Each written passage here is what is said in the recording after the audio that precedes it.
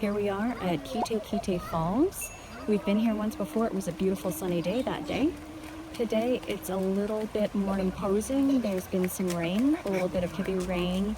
It's a bit cooler, but we both have our swimsuits. We'll see if we can get in the water. So because of a fungal disease that's affecting these particular groves of trees, there's a protection, conservation protection in place where we have to wash our boots going in and then coming out.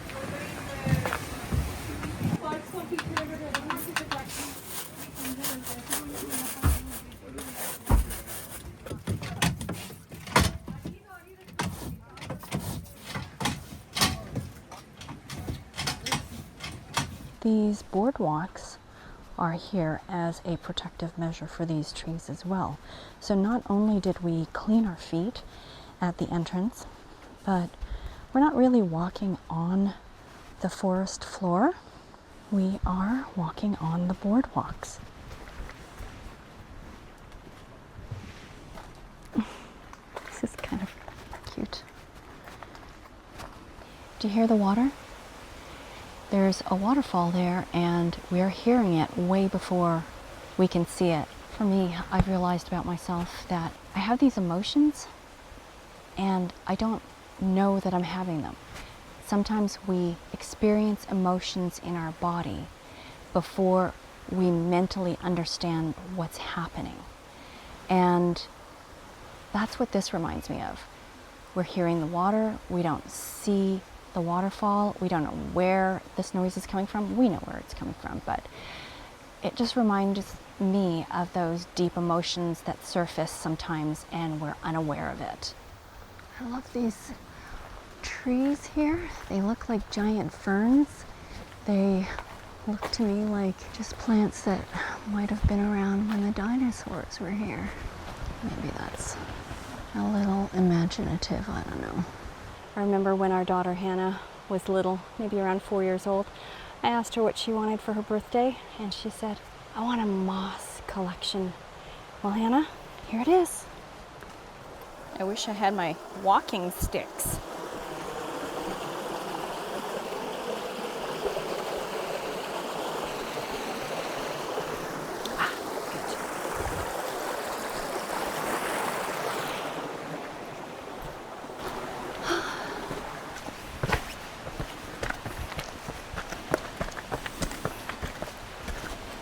Gorgeous moss, looks like a big pillow. Isn't it beautiful? And it's on one of those old ferns that looks prehistoric. Look how pretty they are. Little fans. Aren't they gorgeous? That's all. Just prettiness. Well, I can definitely feel and hear that the falls are just right around the corner. You can also hear the people screaming in the cold water. Enjoying it. The water is ice cold apparently. Yeah. So I guess we'll find out in a minute, won't we? You will. Oh, I will. Okay, just me. Yeah. And you know what? I think it's perfect that we're here when it's not blue skies and sunny. This place does remind me of deep, hard emotions. The emotions in the deep water. Yeah. The minute you hit the rocks, they're showing. They're going to show. They're going to surface. Yeah. And so what's the solution, Toby? What kind of this brings to mind for me is I'm feeling like it's a place, if I lived here, that I would want to come and reset. Yeah. That this kind of space, especially if I can get in the water, which I understand is ice cold, but is about sort of like deeply reconnecting with the flow of the universe. We were at Piha Beach and we were looking at the power of water and how dangerous that was. And whereas here there's this sense of it being rejuvenating and yes, powerful as that water comes across the falls, but at the pool, at the base of it, almost cradling. You know, I love that metaphor. This water though, it doesn't stop. You know, no. It's in motion, and there is no, I mean, short of a dam, I guess, but here, there's no holding it back. Yeah. It's in motion, it's moving. Literally a force of nature. Yeah. You know, oftentimes we talk about kind of like pushing the wrong way, going this way or that way, and feeling like we're out of flow ourselves. Whereas here you're kind of just reminded, hey, don't press against the flow. Just allow your body to be maybe in the flow. Are you ready to get in the flow? I think the water is like 10 degrees or something. Is it calling you? Yeah, it's calling me because I've got to do it. I can't come here and not get in it. But, whoa, are you coming in with me? I haven't decided yet. All right, well, let's give it a try.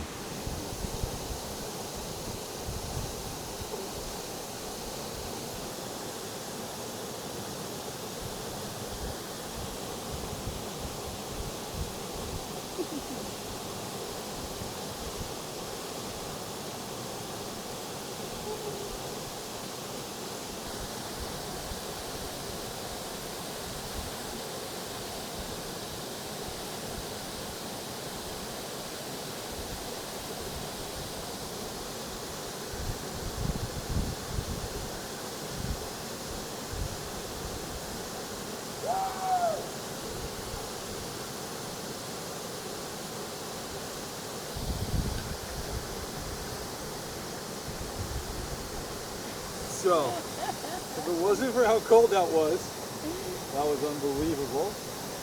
Being underneath the falls, just almost a surreal experience to see that much water just falling down over top of me. I think if I was to come here more regularly, I could get used to this absolutely ice water and just allow that to be its own sort of like meditative experience. It's like a shock to the body, but I feel like it's almost like a reset as well.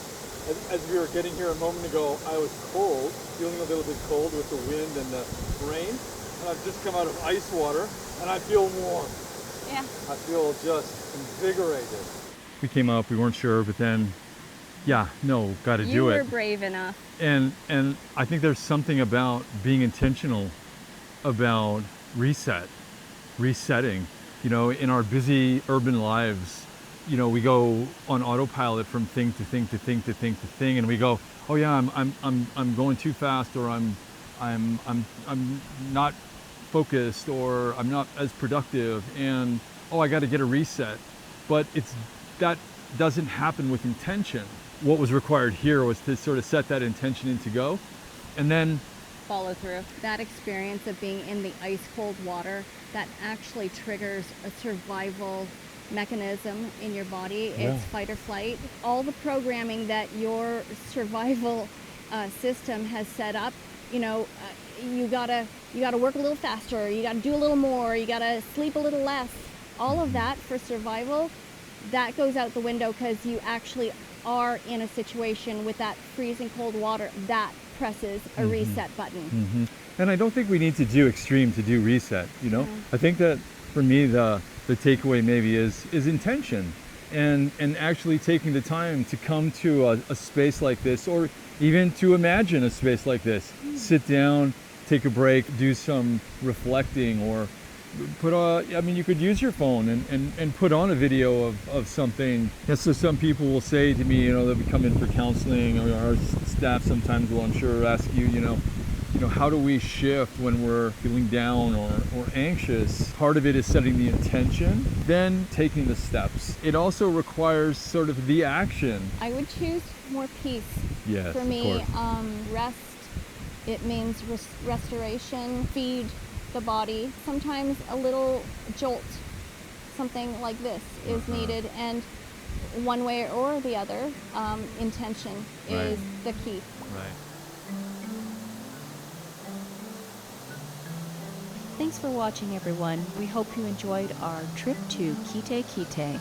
And if you did enjoy this video, please remember to like it and subscribe if you want to see more of these.